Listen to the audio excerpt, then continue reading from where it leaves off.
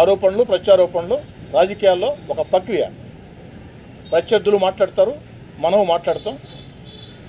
నిజంగా లేదు నేనే మాట్లాడే సందర్భం వస్తే నేనే మాట్లాడేదానికి కూడా సిద్ధంగా ఉంటా. దాంట్లో ఎలాంటి అనుమానం లేదు. కాదంటే నా రాజకీయ ప్రత్యర్థులను ఎప్పుడు కూడా నేను ఎప్పుడు శత్రువులుగా చూడను, ఆగర్భ శత్రువులుగా చూడను. కేవలం పోటీదారులుగా చూస్తాం. రాజకీయాల్లో అధికారమైన ప్రతిపక్షమైన భిన్న రాజకీయ పార్టీలైనా రాజకీయ వాదాలు వివాదాలు ఉండొచ్చు. కానీ ఆరోగ్యకరమైన రీతిలో ప్రజలకు మేలు చేసే విషయంలో అధికార పక్షంగా ప్రజలకు పనిచేయాల్సిన బాధ్యత మాది. ప్రతిపక్షంగా మాలో ఏదైనా పొరపాటు ఉంటే ఎత్తి చూపాల్సిన బాధ్యత వాళ్ళది.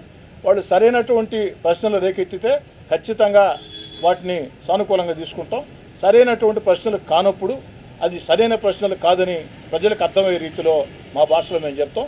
నేను మళ్ళీ చెప్తున్నా, నాకు ఎన్నికల వేళ మాత్రమే జెండాలు అజెండాలు. ఎన్నికలు లేని వేళ ప్రజా సమస్యల పరిష్కారం, అభివృద్ధి అజెండా. వేరే అంశాలు వీటి గురించి కూడా నేను ఆలోచన చేసేవాడిని కాదు. మీరు ఈ యొక్క మూడోసారి నేను ఎమ్మెల్యేగా ఎన్నికైన తర్వాత తెలుగుదేశం పార్టీ కూటమి అధికారంలోకి వచ్చిన తర్వాత మీరే చూస్తున్నారు. నెల్లూరు రూరల్ నియోజకవర్గంలో ఎక్కడా కూడా చిన్న అడ్డమైనటువంటి వివాదాలు కానీ ఏదీ లేకుండా 10 కాలాల పాటు ప్రజలకు మేలు చేసే కార్యక్రమాలకు శ్రీకారం చుట్టాం. మీ కోటమిరెడ్డి శ్రీధర్ రెడ్డిగా, మీ స్నేహితుడిగా అదే పందా కొనసాగుతుంది.